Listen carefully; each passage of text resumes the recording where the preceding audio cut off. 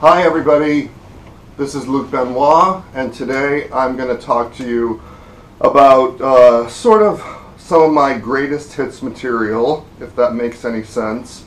Some of the most popular talks that I give always include what I'm going to talk to you about today. This is something that I call the Pac-Man Theory or the Pac-Man effect, and I have had a lot of requests from people to go ahead and make this into a video. So that's what we're going to do today, is just show this to you, give you this explanation, and let you make of it what you will. So the title of this is, again, the Pac-Man Theory, we'll say. And how it works is there's a little story, and the story goes like this. Once upon a time, there was this guy. Actually, I didn't draw him. So great. Let's do that again. There he is. And we all recognize him. He is the Pac-Man. And over here on the other side,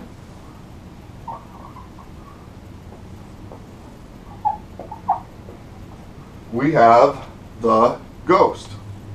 Now, this game is a little bit different than the actual Pac-Man game. Normally, when you turn the Pac-Man game on, what happens?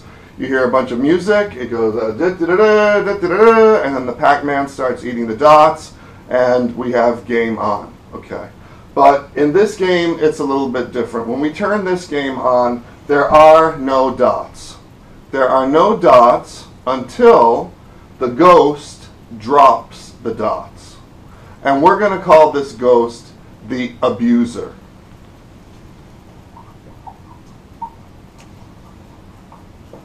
And the dots that the Abuser or the Ghost is going to drop are the lies or the negative internal beliefs that the Pac-Man is going to end up with later in life. If you have seen my book before, All Storms Pass, you'll be familiar with the first page of the book where it says here, statement of high self-esteem. Every person deserves the right to live with high self-esteem. And if anyone ever told you that you were anything less than wonderful, they lied.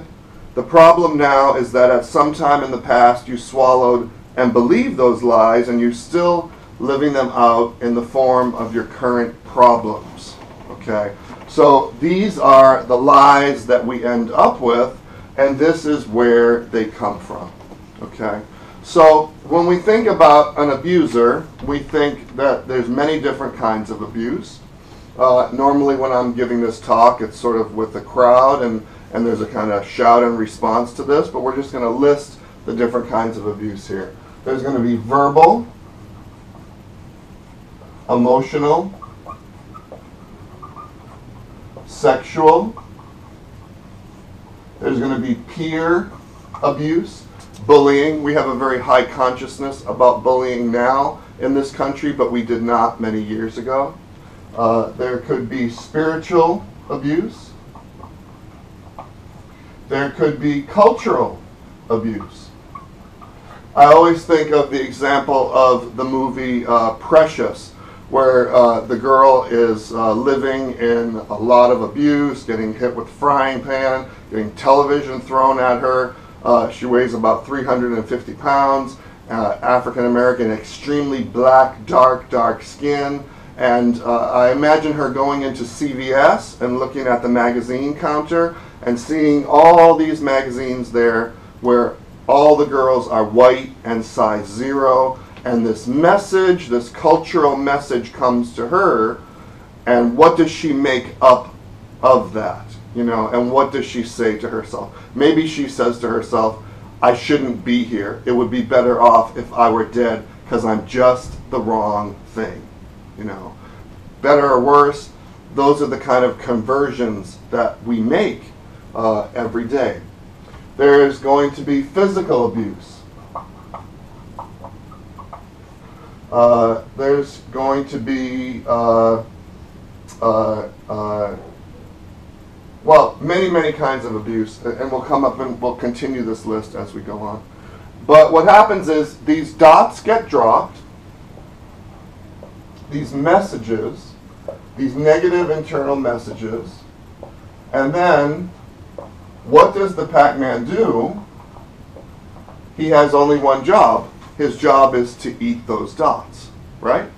So we're all familiar with this, and we all know about this list of dots. And as you're watching this, think about what the dots for you might be. Usually they go like this. You're fat. You're ugly. You're stupid. Everything is all your fault. You're just like your father. Particularly when your father is somebody who died on the toilet with a needle in his arm. Okay? Or something like, why can't you be more like your sister? Because maybe you're not so bad, there's not so much wrong with you, but your sister, now she's really someone to be. And then what kind of a message is that sending to you?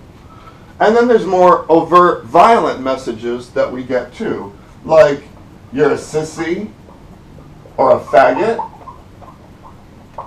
There's going to be racial things that are said, like the N-word and other racial insults and violent words that are said to each other. If you have ADHD, you know, they may tell you that you're slow when you're not slow at all, that you're some kind of a freak. Perhaps if you had an abortion at a young age, somebody tells you you're a murderer, or you're going to hell. Nice little things to hear, depending on what the age is. Now this is most powerful between the ages of birth and 7 years old. Okay, we know that between 5 and 7 years old, a lot of imprinting is happening, and that by age 7, 80% of our, want to say personality, it's really not the word here, is formed. Okay, 80%, let's cross that out and say, of our belief systems are in place. And that means, what is a man, what is a woman, what is education, what is God, is it okay to be prejudiced or not, and if so, against whom, what is money, what is possible for me in the world, should I live in a house, should I live in an apartment, where should I live, who should I love, who should I hate. All these things are getting imprinted in this little person, especially during this time period. And these messages are going on all the time, okay? And this little Pac-Man really has no other choices. He has one job. It's to eat these dots. And what happens when he eats these dots is it seems like they become a part of him, and to a certain degree it seems like those dots are all he is. Okay. So, a wonderful example, I really like this one. Get my red pen, or let's use this one. Let's say we have a little Pac-Man who's a 14-year-old boy, and he has an evil stepfather, and evil stepfather is beating him and torturing him 20 minutes a week, let's say every 2 weeks, for a total of 40 minutes of abuse that's happening a month. That's going into this little Pac-Man. It's going to be verbal, emotional, not sexual, spiritual, physical, on so many levels. This child is getting imprinted by this stuff, okay? And it's going in here, and it's just his normal existence, and it's affecting him, right? These dots are happening. This imprinting is happening. Well, we have a wonderful stroke of luck that happens, and the stepfather is hit by a bus and killed, okay? And we think, oh, what a happy day. What a happy day. Now the little Pac-Man is free, right? But he's not. Why? We all know, because he ate the dots, okay?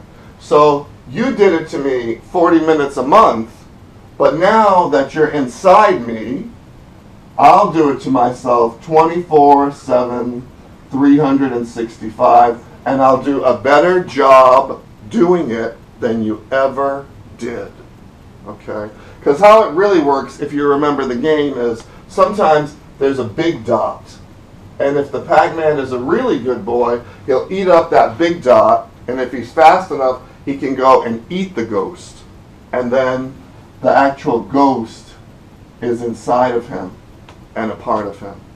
Almost like in Psycho, Mother, you know, and that is not so such a far stretch for us. We have these voices inside of us, and we don't need to be psychotic to have them, and they cause us pain, and we listen to them, and we don't know how to get rid of them.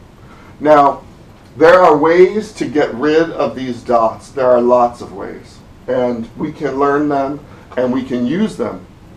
And what happens is, when we get rid of one of these dots, or two of these dots, something happens, and it generalizes. Just like throwing a pebble into a lake where the ripples affect and go out. When we take some of these dots out, they naturally wipe out other dots. So the more dots we get rid of, the more dots we get rid of. And we may never get to a point where all the dots are gone, but we certainly can make a big difference and make a lot of progress with where we are and how we feel about ourselves and what we believe and what we talk to ourselves about. One of the ways we can approach this is with faster Eft tapping, which is an incredible tool that I've been using with people and getting huge success with. So exciting. If you do not know how to do this, I strongly encourage you to learn it.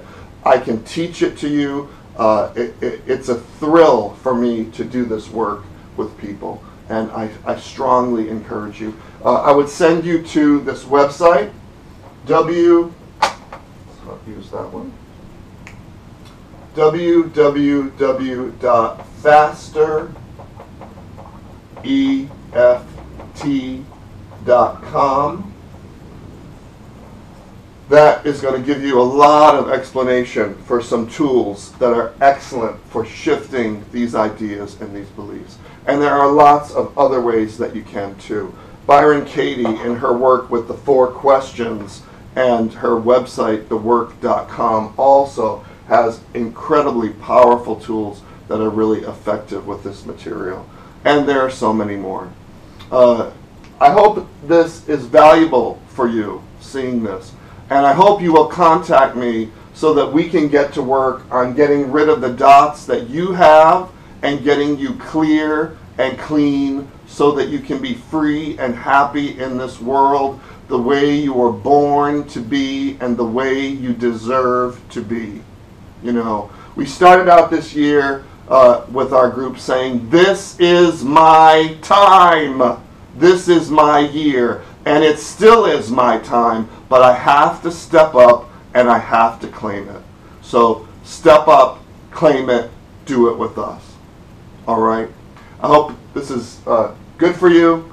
Call me with any questions. My name is Luke Benoit, and I hope you enjoyed this material. Take care.